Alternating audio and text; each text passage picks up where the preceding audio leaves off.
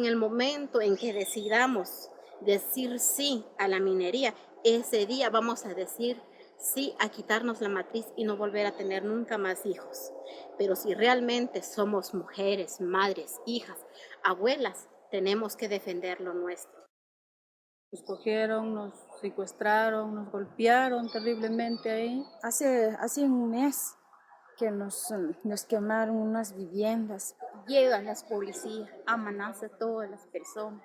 Trabajadores de la empresa llegaron allá, mataron un compañero y dejaron 2 heridos. Y esa es una tristeza para nosotros, porque sé que nosotros, por defender la madre tierra, tenemos que defender porque ese es el futuro. Ese es el mapa de Ecuador. Toda la parte que está en rojo son las áreas de potencial minero de Ecuador.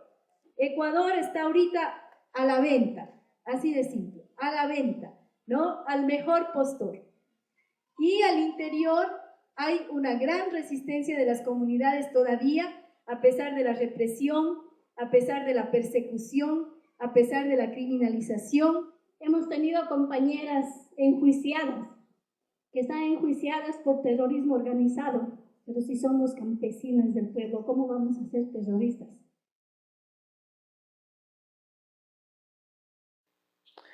In 2007, after over 2 decades of national struggle by indigenous communities against neoliberalism, it appeared the tide was turning. Popular mobilization had seen the removal of several presidents who had tried to force IMF and World Bank policies on the population. In 2006, Rafael Correa entered the presidency with the support of all social movements, indigenous, environmental, and human rights. The hope was that his triumph would take the country in a new direction and out of the instability that had paralyzed it for so long. Correa would enact a new constitution that committed the country to living well, a new way of looking at development that departs from the old models. It guarantees the rights of nature. Nature is a subject with rights in the constitution. Ecuador's constitution is the only one in the world with this characteristic. The constitution also notes that water is a fundamental human right. Not just access to water, but water itself. Water is a strategic patrimony. Water is part of biodiversity. It is central to nature. While Carrera enacted a mining moratorium while his government introduced new water and mining laws, it had become clear that the policies that the government was introducing were based on other foundations. Foundations that did not respect the collective ideas and demands of the grassroots that had supported him. New mechanisms were emerging, yet the indigenous were absent. Indigenous peoples who had long been arguing for a sustainable development model that would break with the extractive model that we have today. Ecuador tenga la reserva de cobre más grande del mundo. Lo mismo con el oro. Por supuesto, a todos nos duele ver que tal vez un cerro sea cortado con tanta vegetación, biodiversidad. ¿Acaso no será más inmoral dejar esos recursos tan necesarios para nuestro desarrollo, para nuestra educación, para nuestra salud? Continuing, he says that the real threat lies among the infantile and fundamentalist environmental, indigenous, and leftist groups who are staunchly opposed to metal mining.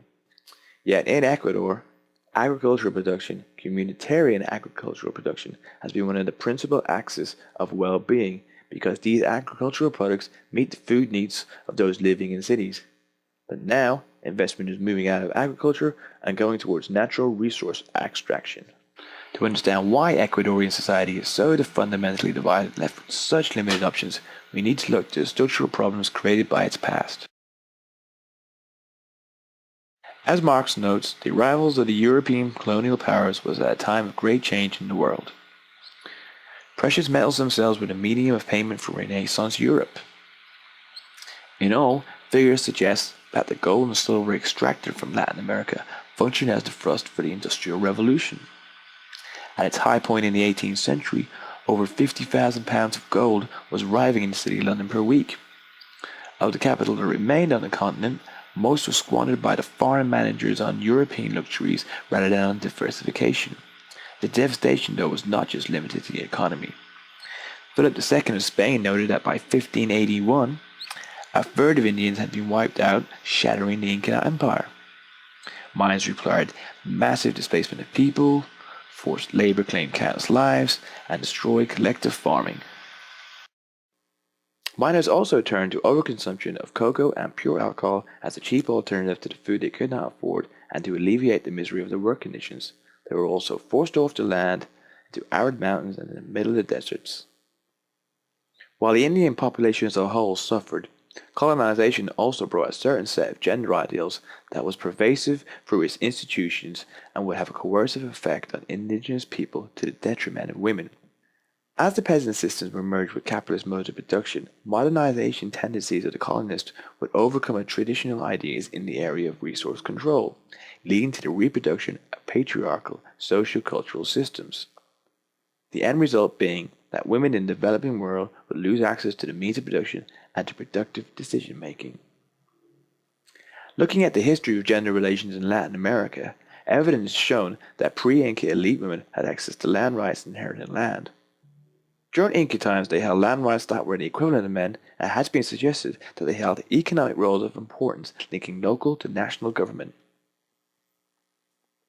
Colonization, though, changed all this. At first, all Indians were considered wards of the state, losing control of land and labor, yet still having to work for the crown. In accordance with Spanish cultural norms, men were perceived to be the household head. In this context, even in the early independence period and the early 20th century, women could not inherit the small hacienda plots that they had farmed as a family, but they could still inherit the husband's debt. Contemporary times are no better. As colonial policy has been replaced by modernization techniques, there is still a neglect towards recognizing the work of women, as men are perceived to be responsible for agricultural production. In this context, Andean land reform has often excluded women. They need permission to act within local cooperatives and excluded with development projects. They are only rarely considered in reproductive roles. Men's production in capital markets has also served to reduce women's agricultural productivity and access to income and household status. Traditional communities had seen a sharing of roles, but in the absence of the husband, these roles have needed to be replaced to use income that is usually held by the male. The woman is also reduced in the status of the husband's eyes, having come into a social order that devalues those without access to capital. We also see a family breakdown and tension as women are left to do all the agricultural work, leaving no time for normal household work, while husbands must either provide more capital or abandon the family.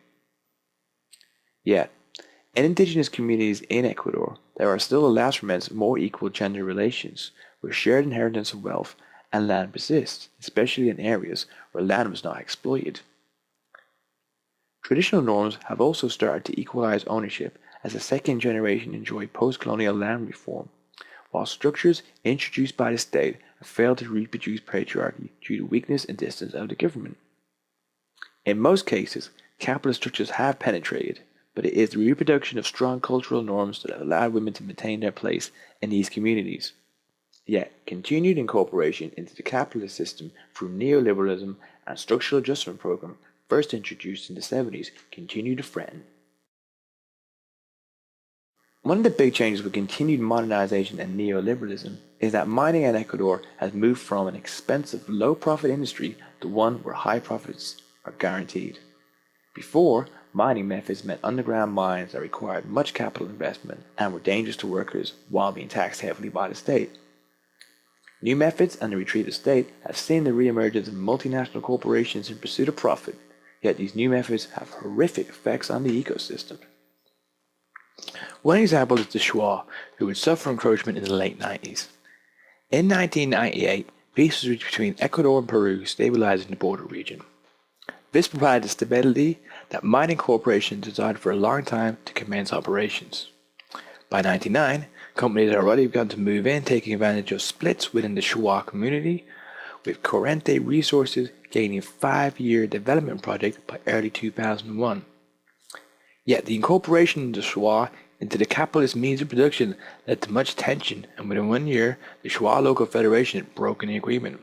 Corriente left, but they took the Shuar to court over breach of contract. At the same time, in the nearby region, The government also granted another concession in an equally biodiverse region that contained indigenous people. This time the locals who had not been consulted seemed to have stopped the project, but the corporation involved turned to the courts and accused the local leaders of acts of terrorism. Locals were eventually able to prevent the mine project, but each step they found the state up against them. And as time progressed, other multinational corporations started to develop ideas, with Corriente Resources announcing a new project in Mirador 2005. Worried about their environment, local communities, organizations, and interprovincial communities raised their voices nationally. After exchanges with other communities in Ecuador, who also live in a constant fear of conflict, local communities' opposition was consolidated. Now we saw indigenous communities stand together to shut down mining projects. Yet, as always, the mining companies would ignore the new regulations, usually helped with the military.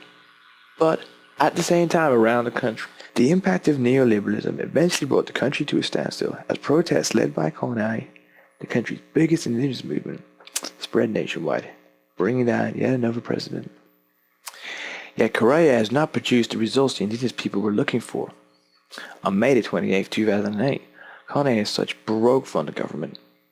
Yet the government pushed ahead with reforms of mining laws, reopening consultations with companies in January 2009. Despite this split between the two, Correa still managed to win re-election in April of that year by a margin of 52% to 48%. Since then, his government announced a new water law that increased privatization and limits public participation. Though indigenous group mobilization in this year has slowed down this process. The member organizations of the Popular Front are here today, once again mobilized next to the indigenous movement, at this critical moment when there is an attempt to privatize water in our country. President Rafael Correa is showing disrespect for the will of the people of Ecuador. While all this has been happening, multinational corporations have been announcing new plans. Mining projects halted in the last decade are now back on the agenda, at least one in the north and two down in the south in the Shoa lands. While domestically the indigenous have once again remobilized against the government, going as far as to staying off the streets in the recent coup attempt against Correa's government, we are now seeing new alliances formed with civil society outside the country in respect to the behavior of the international mining corporations and Western consumers. Many have pointed out that Canadian companies are heavily invested not just in Ecuador but around the world. Statistics show that Canadian firms run 66% of mining operations in the world, over 3,000. And they've had accusations of murder, forceful eviction, environmental damage thrown at them wherever they go. The outcry has been such that even the Canadian government has taken notice, issuing a report in 2007. Yet in most instances, the Canadian government is often fully implicit in providing firms with resources to continue their activities. In the last couple of years, though, two initiatives have sprung up to change the situation in Canada. The first to appear is Private Members Bill in Parliament, C-300, sponsored by Liberal MP John McKay. Its main proposition being to cut government funding if firms are found guilty of breaking the law in Canada or abroad. While this bill has passed through many stages in Parliament, unfortunately in the last month it failed at the last hurdle. Canadian environmentalists, though, feel that this is a step in the right direction. Next we turn to the case of three community leaders based in the north of Ecuador who started a $1.5 billion lawsuit against the Toronto Stock Exchange. They claim the violence against those issued to a mine in their area could have been prevented if they had not listed Copper Mesa Mining Corporation. Though this too has recently rejected, yet an appeal is underway against it. Finally, we turn to the No Dirty Gold campaign.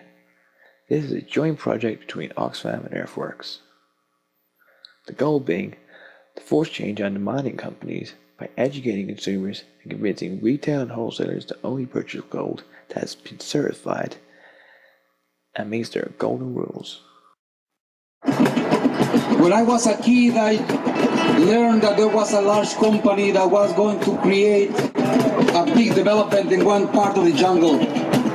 And then Inco came to my town. Some years later, they left. They took 2 mountains with them. We just kept one big hole, a lot of contamination. Lots of kids with strange diseases. And that is what we call mining development.